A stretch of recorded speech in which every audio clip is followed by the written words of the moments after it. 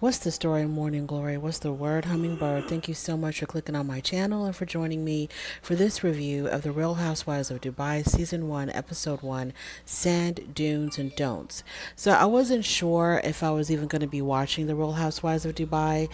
Uh, I just wasn't sure. Nothing about the previews, nothing about the previews captured my attention where I was like, oh my God, I have to watch that. So I went ahead and I gave it a shot. I gave it a try. The jury is still out if I'm still going to continue watching it.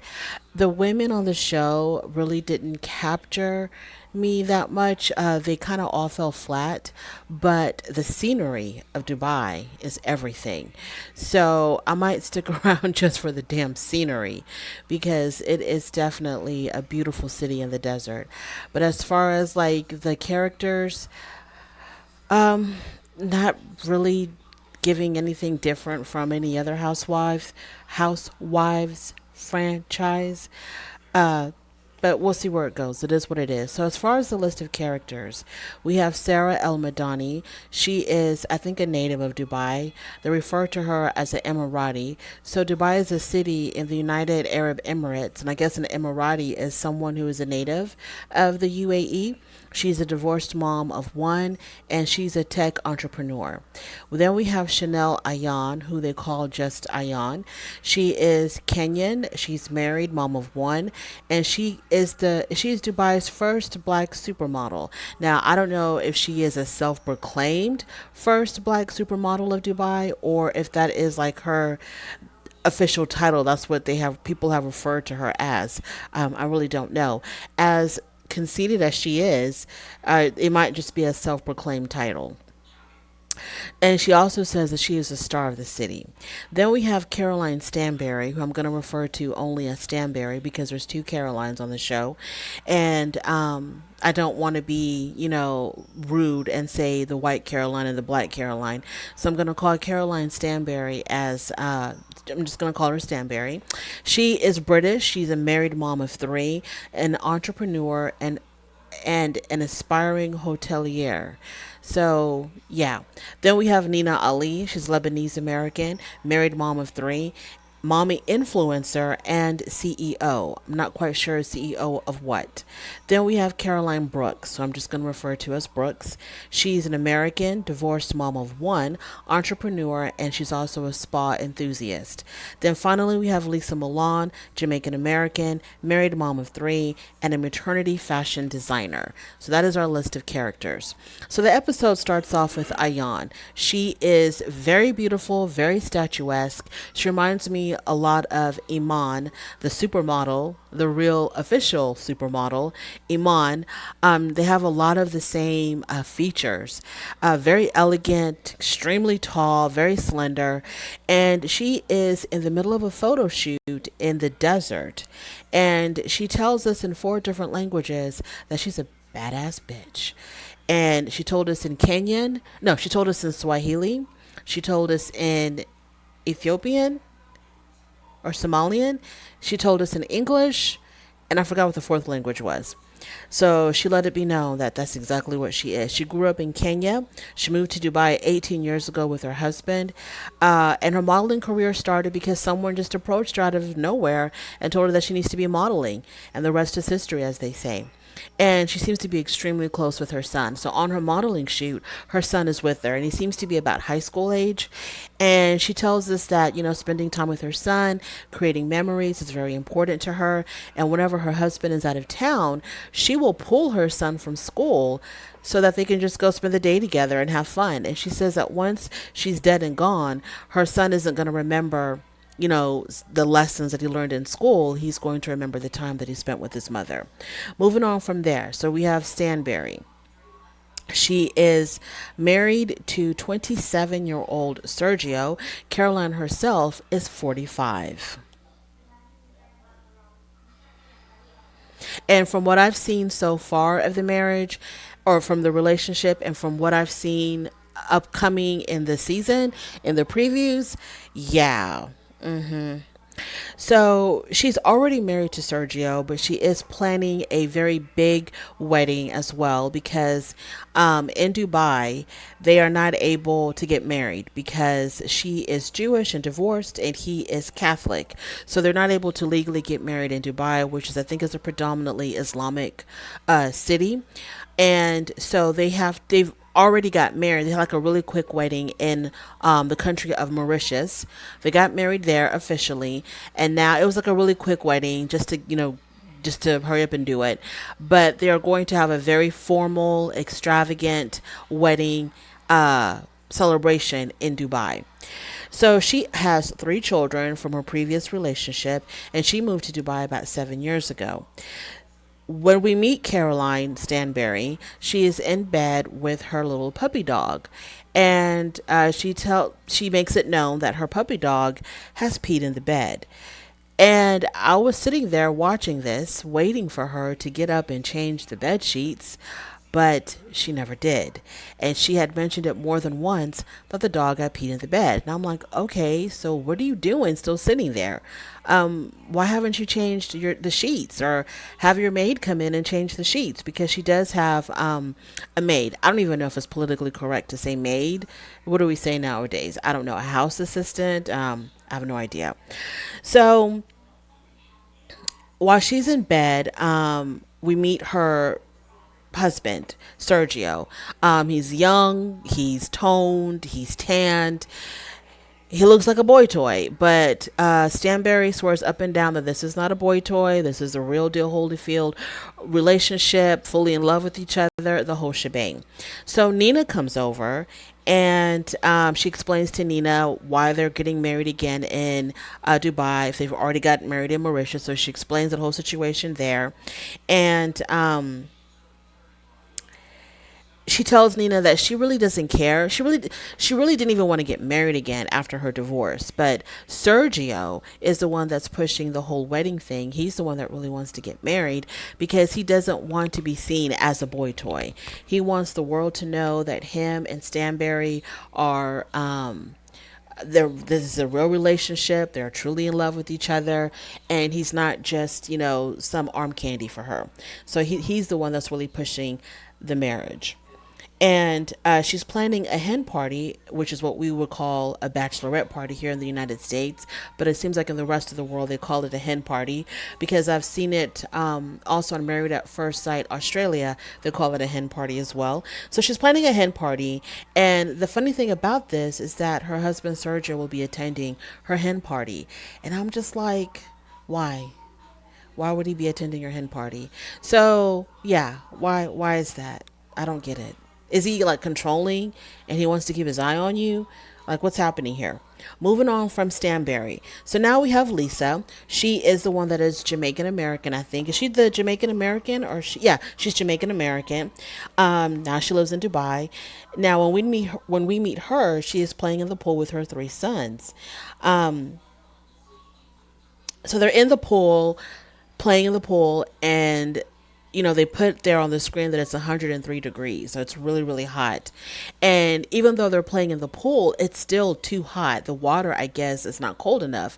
So they drop these huge blocks of ice in the pool to just cool it off because we're in the middle of the desert and even the pool gets too hot. So that was like very interesting that they had to put the ice in the pool. Now, this is another reason why I kind of pushed forward with watching The Real Housewives of Dubai because it's interesting to learn about a different culture. All the other housewives that I've watched, because I know that they had it in Australia, and I think they also had it in South Africa, Johannesburg or something, but I didn't watch Australia and I didn't watch South Africa. So another reason why I'm interested in watching Dubai is because, just learning about how people live in a different part of the world, a different way of living, and a different culture. So she met her very successful husband in 2012 in Miami. They have three sons together. And she says that Dubai is so inclusive that, she has no issues of race. And she feels like Dubai is also a very safe place to raise her three black sons. She also owns her own business called Mina Row. And I think that's the maternity fashion business that she owns. Now we get more information on Caroline Brooks, who I'm going to be calling Brooks. So Brooks is from Massachusetts. She lives in Dubai. She's been living there for 12 years, and she's been married for 7.5 years. She was married for 7.5 years. So she left the marriage with absolutely nothing because she and her ex-husband, had come to the agreement that she would do anything to keep custody of her son, which meant giving up any financial stake that she had in the marriage. So she left with no money, but she did leave with her son. Something tells me it didn't quite go out. It didn't quite like go like that. I don't think it was like, you know, if I don't have to, what do I have to do to not pay you? Oh, just give me custody of my son. They don't have to pay me anything. And the dad's just like, okay. Something tells me that's not quite how it went down. It just seems like strange. Um, Maybe she didn't have a prenuptial agreement, or no, a prenup would have given her money, right? No, a prenup would have not given her money. Maybe she didn't have a good prenup or a prenup at all. But it just seems you've been married for 7 years and you got no financial uh property, no financial anything out of it. That just seems really strange. So when we see her son is playing in the pool, and she's sitting by the pool watching her little boy play, and she does real estate. She's been doing real estate for 7.5 years, and it seems like she's living the lap of luxury. So real estate in Dubai must be, doing really, really well, because for someone who walked away from a marriage with no money at all, but the financial responsibility of a child, she's doing very well because she lives in a very nice home. She has a maid.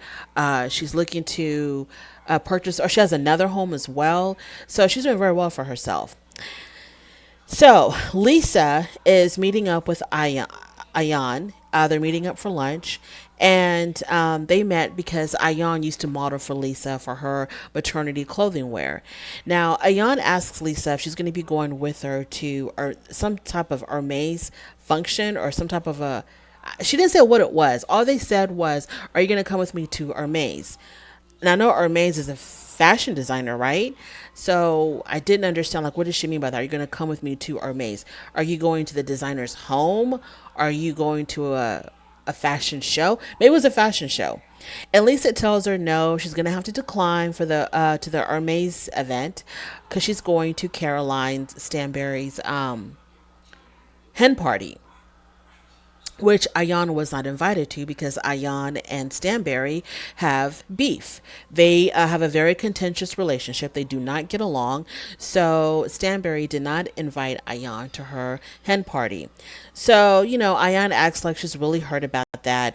And then not Ayan, but Lisa gets a call from Brooks, Caroline Brooks. And she puts her on speakerphone, but she doesn't tell Brooks that she's with Ayan. Okay. So she's on the phone with Brooks, and they talk about the hen party. And Brooks says, well, did you hear that Ayan, who's sitting right across the table from Lisa, listening to this whole conversation? Brooks says, did you hear that Ayan was not invited to Stanberry's hen party? I wonder what's going on there. Very gossipy, very, how it is, very messy. And so Lisa acts like she hadn't heard. And so she was like, oh, really? And so, that light gossip, but it's still gossip. So Ayan is not invited to the hen party because, like I said, Ayan and Stanbury don't see it for each other at all. Um, and evidently, from the conversation, you can tell that Brooks is also having an issue with Ayan. They're also are kind of beefing. So Ayan tells Lisa that Brooks called her at 7 o'clock in the morning, and just to kind of rub it in her face that she wasn't invited to Stanberry's hen party. And that will let me know that, okay, so those two women don't get along either. It's a lot of like, we don't know why certain women are not getting along with other women. Hopefully, as the season goes on, we'll get more information, I'm assuming. But in the first episode, I just felt kind of lost because it's like a lot of women, some don't get along with others, don't really know why. And I wish they would have given more background as far as why they don't like each other. But it seemed like the only thing they said was, And they didn't say very much. It was just kind of like, yeah, I really didn't like her. We really weren't vibing, and like that's it. Anyways, moving on. So it's time for the actual hen party. It's taking place on a luxury yacht. Now we see there's already people there, already guests there, but we see Brooks and Lisa arrive to the party, and they're walking up to the yacht, and someone tells them they have to take off their shoes before they get on the yacht. And Brooke seems kind of like a drama queen, because when she was told to take off her shoes, she was like, we're not going to get anybody to help us. Help you do what, girl? Take off your shoes? What? So they get on the yacht, and, they greet everybody. And once again, Brooks, shows some drama queen characteristics. And she's like, well, they better have a makeup artist on this yacht because, my makeup is starting to run. Well, why don't you just take out your little compact and, fix it up? Go to the bathroom and fix yourself up, girl. Like, what are you talking about? You can't take off your shoes by yourself. You need a whole entire makeup artist to help you touch up your makeup. Like, what's happening? So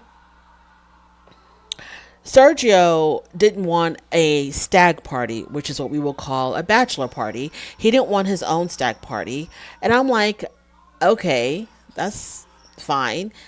So not only did he not want his own stag party, he wanted to be a part of Stanberry's hen party. Like, this is strange. This is really, really strange. So your wife can't have one last night, even though y'all already married. She can't have like one last night with her girlfriends before making it official with you or before your second wedding. Like, why do you have to be there? And why wouldn't you want your own stack party for you just hang out with? Anyways, moving on. So Lisa and Brooks, when they're on the yacht, mingling, whatever, having a good time, there's another American there. Some American man was there. So, they chatted up with him. And I bet it's really nice. Anyways, so Brooks talks a lot about Ayan. She really doesn't see her for Ayan. In her confessional, she said that whenever Ayan shows up at an event, the first thing that shows up is her wig. I mean, no, I'm sorry. The first thing that shows up is her outfit, because I guess her outfits are really extravagant and loud. The first thing that shows up is her outfit, and then when you talk to her, you get feathers all up in your mouth. Her wig shifts like 3 times off of her forehead. So Caroline Brooks really cannot stand Ayan. Then they tell us that alcohol is pretty much restricted in Dubai. It's there, it's available, but it's very restrictive capacities. So it's not like you can just go to your corner store and buy as much alcohol as you want. The yacht does have alcohol though. And also this is a hen party, but you can't get your typical bachelorette party favors, if you know what I'm talking about. You can't get your typical bachelorette party favors either in Dubai, because I'm pretty sure of the culture, the religion, etc. So then we get to meet Nina. She was born in Lebanon, but she was raised in Austin, Texas. Now, this is after the bachelorette party, after the hen party.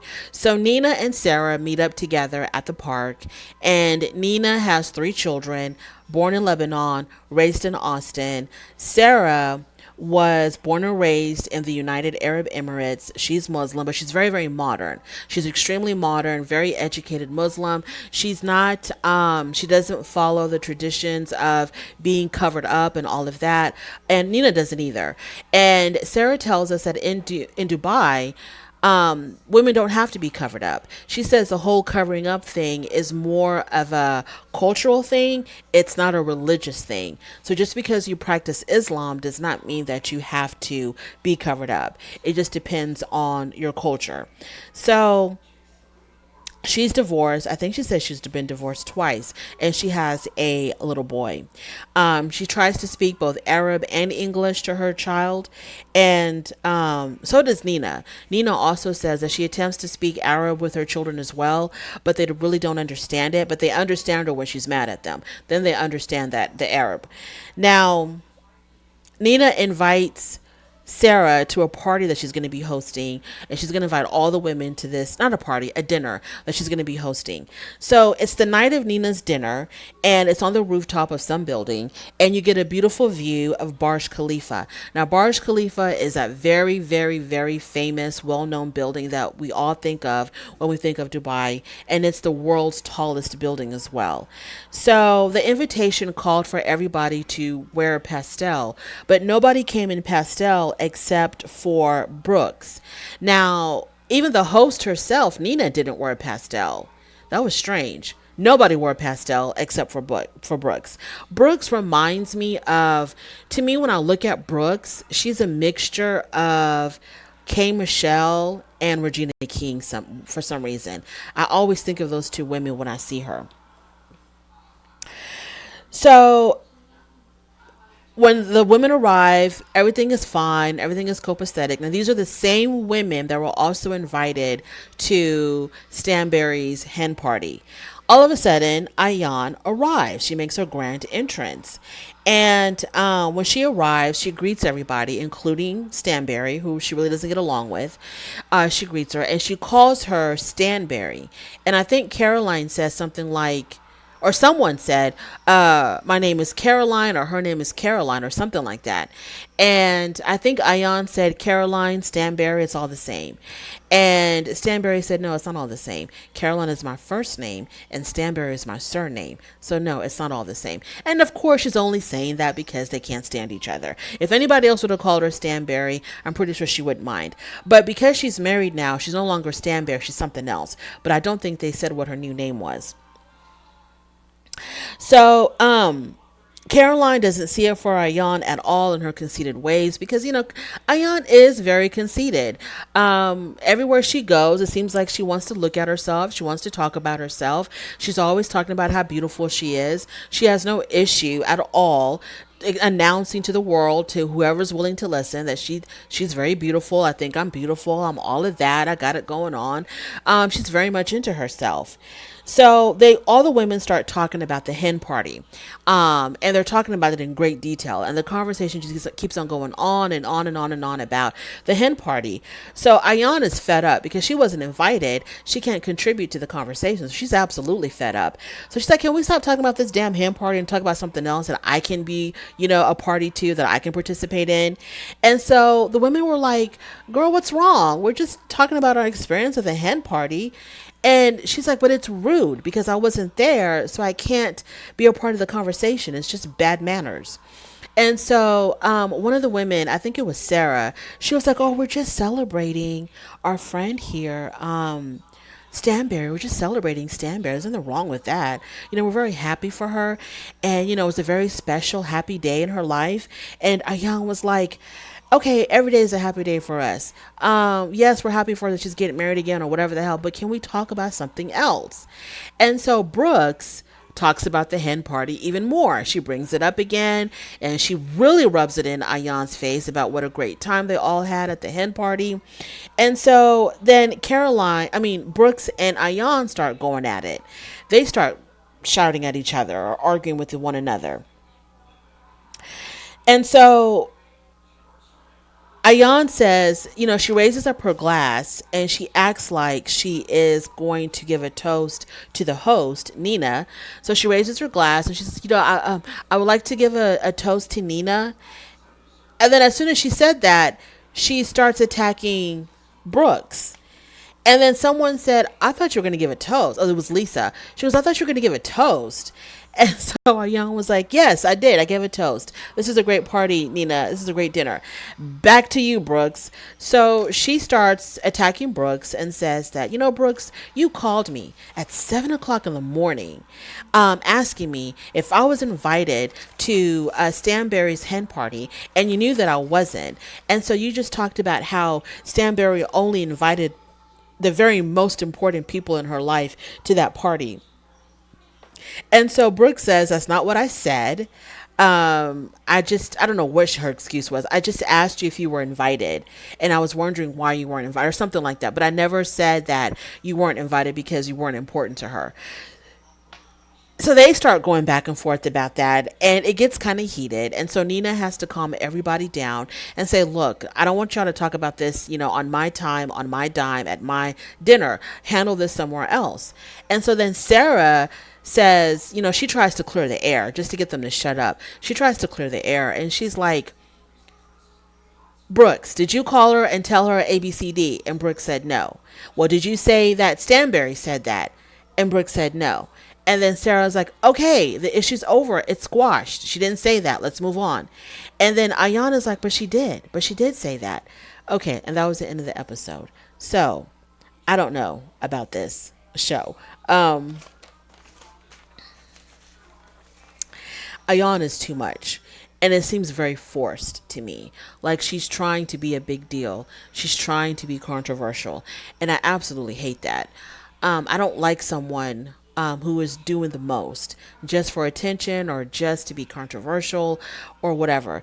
It's like they're given roles to play and then she's overplaying her role. Like the producers told her, you're going to be the beautiful supermodel who is conceited and thinks a lot about herself. But then it's like, it's too much, it's way too much, especially in her confessionals. My God. In her confessionals, all she does is just talk about herself.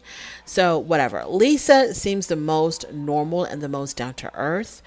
I thought that Brooks was very rude to really lay it on thick about how much fun they had at the hen party just to piss off Ayan.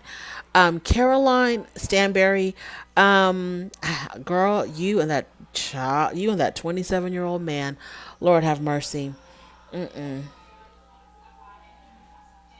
No, no, no. Somebody's using somebody. He's either using you for your money or you're using him for something else. Somebody's using somebody. I don't buy that. That's a real, genuine love relationship. Yeah, I don't buy that at all. Not for a second. No, sir. And the jury's still out on Sarah and Nina because we didn't see like a lot of them. So that was the first episode. It was what it was. It was kind of interesting. What interests me the most is just the scenery of Dubai more than these women and whatever the hell they're arguing about. That's my review. I'm going to get out of here. Thank you so much for joining me. On your way out, don't forget to rate the video. If you like it, subscribe. If you don't like it, don't worry about it. Thank you for stopping by anyway, and I will definitely talk to you later. Bye.